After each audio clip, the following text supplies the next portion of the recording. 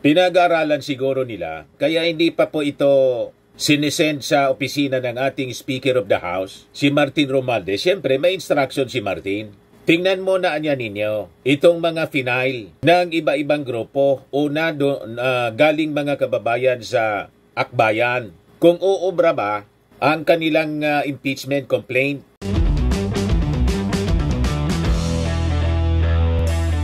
Ito naman po yung bago naming product na binibenta online. iGlow Serum, whitening po siya. Tingnan ninyo yung epekto sa aking anak na architect before and now. Yung mga inquiries po ninyo, dumiretso na lang kayo sa kanyang Facebook account, Riz Maravillas. Ito na mga kababayan ang kaabang-abang na balita. May pang-apat mga kababayan na impeachment complaint na ipafile laban kay Sara Duterte.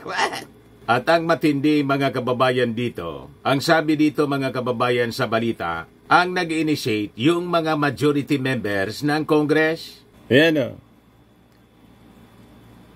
House Secretary General Reginald Velasco disclosed that some members of the majority bloc in the House of Representatives are contemplating filing a new impeachment complaint or endorsing one of the three existing complaints against Vice President Sara Duterte.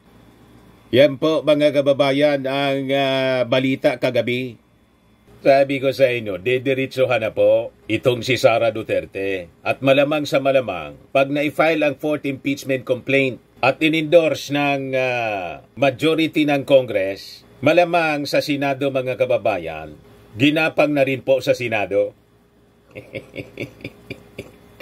At yung mga senador, malamang nare-realize nila na panahon na talaga na tuldukan ang politika ng mga Duterte. Kasi distracted po ang politika ng mga Duterte. But before ko mga kababayan ibigay sa inyo yung full story ng balitang yan, click subscribe muna dito sa ating YouTube channel and hit the notification bell para lagi po kayong updated sa mga kaganapan dito sa ating bansa. Like and share na rin po ninyo ng ating video. At huwag na rin po ninyo na skip yung ating mga commercial ads para tuloy-tuloy lang ang pag-unlad ng Bagong Pilipinas.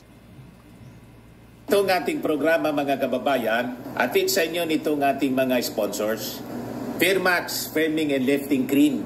Pinapay po sa mga pulses in affected area. Mainam po ito sa mga pains at paninigas ng mga kaso-kasuan. Ito sa mukha naman yung application, anti-aging, Automax po siya. Ito ay iGlow Serum mga kababayan. Whitening po siya. Made in South Korea. Ito naman po, Nengxia Red Mix Fruit Drink. Gawa po siya sa goji berry. May anti-cancer properties po siya. At sa mga nagana po ng malinis and spacious fitness gym, pumunta lang po kayo sa aming Colossal Fitness Gym. May Grab Car Rental din po kami. At bills payment po sa aming office. At saka sa mga mahilig po sa mga imported bags, manood po kayo sa live selling ni Madam Aileen Rosales sa kanyang Aileen Closet po. Pati mga shoes, ito yung kanya po. Ito yung kanyang page. Kita ninyo, napakagandang mga online selling po siya. Si Madam Aileen Rosales. Cellphone number niya po, 773-798-7816. Balik tayo po dito sa ating balita. So ito mga kababayan ang sinabi kahapon ni House Secretary General Reginaldo Velasco. So sabi po ni Velasco, some members of the majority bloc in the House of Representatives are contemplating filing a new impeachment complaint or endorsing one of the three existing complaints against Vice President Sara Duterte. Pinag-aaralan siguro nila, kaya hindi pa po ito sinesend sa opisina ng ating Speaker of the House, si Martin Romualdez. Siyempre, may instruction si Martin. Tingnan mo na anya ninyo, itong mga final ng iba-ibang grupo, una galing mga kababayan sa Akbayan. Kung uubra ba ang kanilang impeachment complaint, then yung pangalawa, yung galing sa Makabayan Block, na rival group ng Akbayan. Ngayon, yung third impeachment, Final mga kababayan ng coalition ng mga Catholic organization at inendorse ng congressman from Camarines Sur, si Congressman Bordado. Siyempre, lahat ng ito mga kababayan, tiningnan para niyang may ina itong mga impeachment complaints. Kaya parang makikita ninyo, the majority members of Congress, malamig po. Di ba sa mga interviews? Yung mga members ng Quadcom, basta yung majority members ng Congress, malamig dun sa mga impeachment complaints na final. And here comes the story mga kababayan, the breaking news kahapon, that a fourth impeachment complaint is being contemplated. So malamang after thorough review, although hindi pa yung nagre-review nito, officially yung Justice Committee, siyempre majority ng members ng Congress, yung mga members ng majority may naka-obtain na po ng kopya. May naan niya itong mga articles of impeachment na nakapalaman dito sa 3 impeachment complaints. O ito na ngayon mga kababayan yung balita that a fourth impeachment complaint will be filed maybe sa Monday mga kababayan. Siyempre sigurista po ang ating mga members ng majority na pag kanilang in-endorse, ma-impeach mga kababayan si Sara. At pag halimbawa na impeach nila sa Congress si Sara, mako-convict si Sara mga kababayan sa Senado. At party niyan ang gapangan. Di ba? We know that any impeachment complaint, kuwan po siya, politika, pag walang support po sa majority from different political groups, lalo na sa Senado, yung mga magkakaalyado, hindi man po magtatagumpay ang isang impeachment case. So ito na ngayon mga kababayan ang balita. At once ito in-endorse ng majority, alam na natin, the sword of Damocles, bibitawan na po laban kay Sara Duterte. Kasi kitang-kita naman po na talagang unfit siya to hold any public office. Kinamuti po yung kinamuti yung pondo ng gobyerno po at ayaw ng accountability. Napaka-arugante mga kababayan ng imbitahan ng Kongreso. At hindi lang yun, yung kanyang pagbabanta sa first couple at saka kay Martin Romualdez, hindi pwede yon palampasin mga kababayan natin. Kasi pag pinalampas natin yan, hindi pinapanagot si Sara Duterte, it will be a very very bad precedent. Labas natin mga kababayan, Banana Republic. Hindi na tayo irerespeto ng international community. Pinahiya mga kababayan ni Sara Duterte ang buong Pilipinas, ang mga mamamayang Filipino, ang pagkatao ng mga Filipino sa kanyang ginawang open threat to kill the first couple at saka si Martin Romualdez. Kaya sabi dito sa balita, Velasco also noted that 3 session days had already passed since the first impeachment complaint was filed. Ngayon, under the rules, impeachment complaints will be referred by the Office of the Secretary General to the Office of the Speaker. Pero hanggang ngayon, hindi pa po nire-refer ng Office of the Secretary yung 3 impeachment complaint. Ngayon, magtataka kayo. Bakit? Siyempre, may instruction nun si Martin Romualdez, si Speaker Martin. Tingnan niya ninyo muna kung uubra ba yan ang mga impeachment complaint. Dapat pag gumalaw tayo, sigurado. And siyempre, yung mga members ng Congress, including Speaker Martin, may mga kausap din sa leadership ng Senado. Malamang si Chis Escudero or other pro-administration senators. O kayo anya dyan sa Senado, ang assignment ninyo ay kumbinsihin ang inyong mga kasama na once na i-transmit namin from Congress ang impeachment sa Senado for trial, siguradong may majority tayo na papanig sa conviction.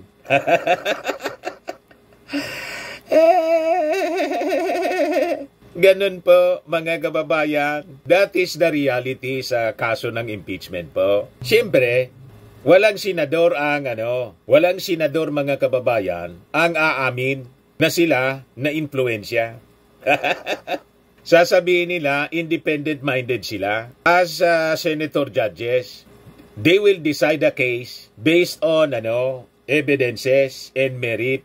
The merit of the case, alangan man po aamin yung mga senador. Hindi yan aamin. At sabi ko nga po mga kababayan, bawat isa sa mga senador may kanya-kanyang ambisyon yan. Kaya nga mga independent republic. Pero siyempre, alam na natin, kilala na natin yung mga senador na talagang kakampi kay Sara. Si Bato, si Bongo, si Robin Padilla. Si Amy Marcos, hindi tayo sigurado. Baka pag nakita niya na talagang delikado niya, hindi niya ako mapapatawad nito ng mga Marcos loyalist. Baka mag-abstain na lang po si Amy Marcos. Pero pag nakita niya na delikado, mag-abstain kasi kakastiguhin siya ng mga Marcos loyalist. Anyway, yung mga DDS po, hindi na rin po iboboto si Amy Marcos.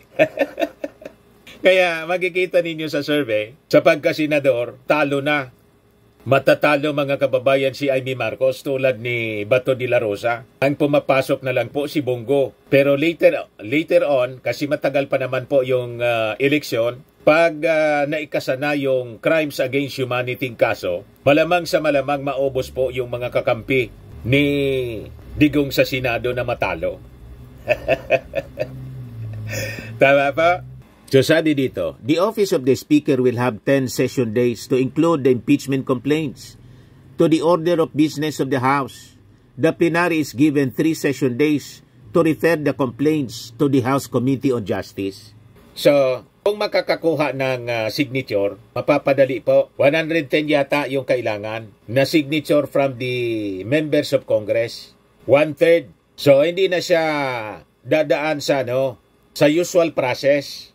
Dadaan pa sa hearing ng Justice Committee. Diretso na mga kababayan sa Senado. Pero siyempre, sisiguraduhin ng members ng Congress, the majority members ng Congress nang sabi mag-i-endorse ng fourth impeachment o magpa-file ng fourth impeachment complaint laban kay Sara na mananalo po sa Senado sa pamamagitan po ng gapang.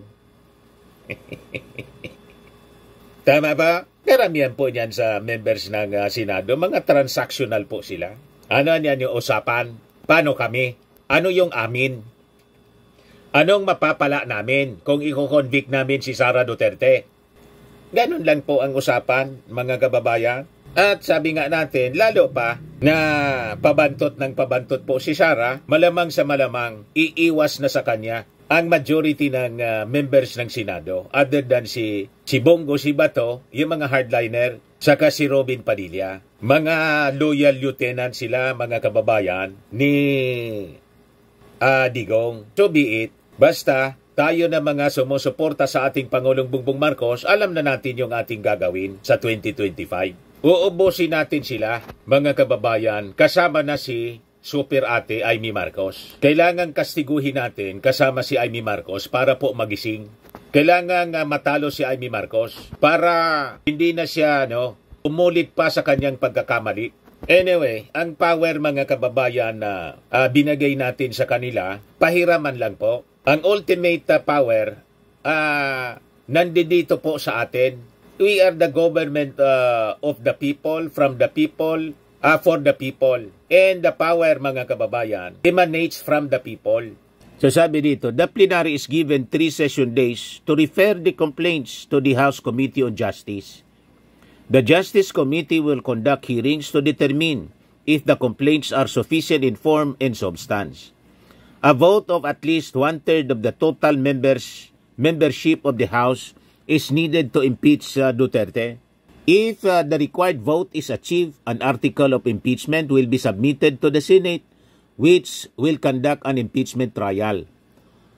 A 2/3 vote of all members of the Senate is needed to remove Duterte from office. Yun mga kababayan ang critical. Kaya siguro ang Congress hindi minamadali ang pag-endorse ng impeachment complaint sa Senado. Kasi may mga backdoor discussions yan mga kababayan. Habang nasa recess yung Congress, malamang sa malamang, the majority of the members ng Congress na hindi pa rin nag-endorse nito at ngayon naisip nila na mag-file ng fourth impeachment complaint, kausap na po yung majority ng mga senator judges, mga senador natin. May mga usap-usap na yan. Sa kanya, pare, ano yung masasabi mo dito? Mga politiko yan, mga kababayan. Alam na. Kindat pa lang po, alam na. Yung mga strength and weaknesses, mga kababayan ng bawat isa, alam na yan. So, ang aabangan natin, once halimbawa, the majority members ng Congress nag-endorse na nito, magbabago ba yung posisyon ng ating Pangulong Bongbong Marcos? Magsasalita pa rin ba yung ating Pangulo na uulitin niya yung una niyang sinabi na ang impeachment complaint niya laban kay Sara, anyway niya, si Sara is unimportant? Madaling sabi, sa interpretation natin, si Sara wala mang kwentang tao. Di ba? Pag ang isang tao ay unimportant, walang kwenta. Ikaw niya, Mr. Maravillas, hindi man yan yung sinabi ng Pangulo. Ang sinabi ng Pangulo, alam ko naman, alam ninyo naman, sabi ng ating Pangulo, Sara is unimportant. Interpretation ko lang po, na pag sinabi ng isang tao, na ang isang tao is unimportant, walang kwenta.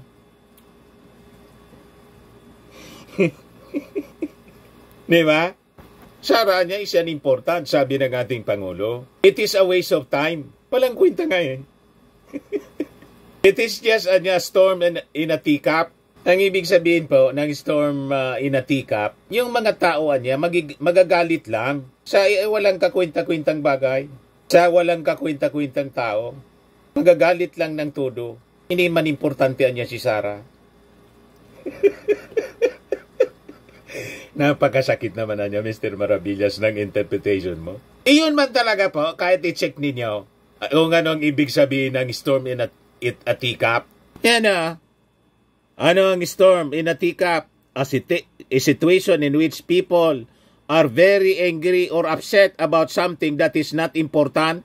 Sabi ng ating Pangulo, Sara is unimportant. Hindi man na niya importante ang taong yan. Walang kakwenta-kwenta ang ibig sabihin. Mag-uusap lang niya tayo sa isang taong wala mang kakwenta-kwenta. O ngayon, titingnan natin mga kababayan, kung ganun pa rin yung statement ng ating Pangulo na it is a waste of time niya. Huwag na ninyong patulan ang impeachment. Once na in-endorse ng majority ng members ng Congress, yung majority members na yung nag-file ng impeachment, kung magsasalita pa yung ating Pangulo. Pag hindi na po nagsalita, nanahimik na lang ang ating Pangulong Bongbong, may kasabihan po tayo, silence means yes.